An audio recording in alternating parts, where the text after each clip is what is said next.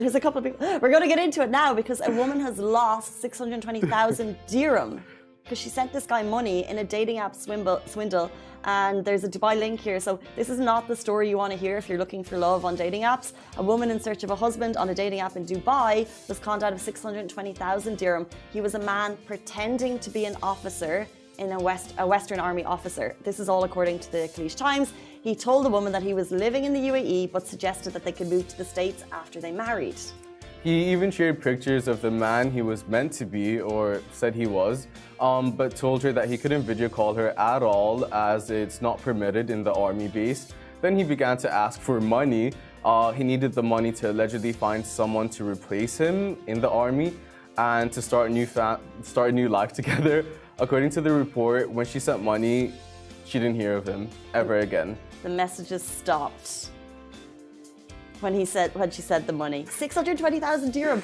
I can't. It's unfathomable. So then she got to work when the messages stopped. Obviously, she did the deep dive into Google and she found out that he was not who he said he was. The pictures belonged to someone else. So she lodged a complaint and the CID are on it. Turns out he was actually a foreman. He was not a Western Army officer at all. And this man did receive large amounts of money from the victim. Of course, you know, I rewatched Tinder Swindler like a week ago. So this is all like fresh of mind. And it's like, it's so tricky and sad for people who have these online relationships. Because even when you like start messaging someone, like you begin to like little feelings could creep in. And then what if it goes to phone calls and someone is literally pretending to be a man versus a woman versus a man? Scary. But like the psychological level of the swindler knowing how to get to someone and like deceive them into it. Like at this age, you should know better, you know? But like, you should though. When I was a kid, I was in middle school and that was like the rise of like social media and like online conversations and everything.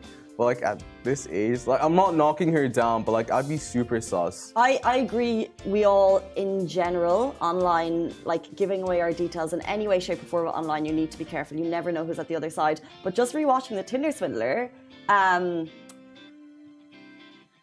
people I watched it with, they were like, these girls, before they watched the show, they were like, you should know better. Yeah. But then when they watched, they're like, these girls look like they have their life together. Yeah, however, they're looking for love. So and they wanted the fairy tale story.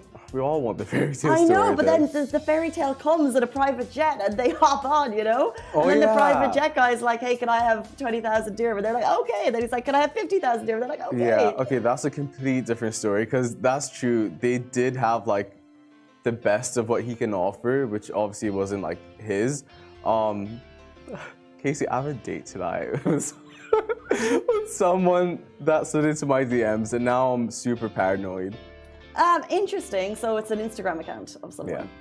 Yeah. But do you know friends of friends? Do you follow each other? No, but there are a few bits that allude that this is a real person. I go to the I mean, it should be a real person, right? That's what one would hope. But I went to the tagged photos, and that's a good way to find out if the person is real or not. Because if they have pictures from like 5-10 years ago of other people tagging them, you can see that person's like evolution in their face, you know? Yeah, well, actually, I have been on a different type of capacity. There was a catfishing before, and I would just,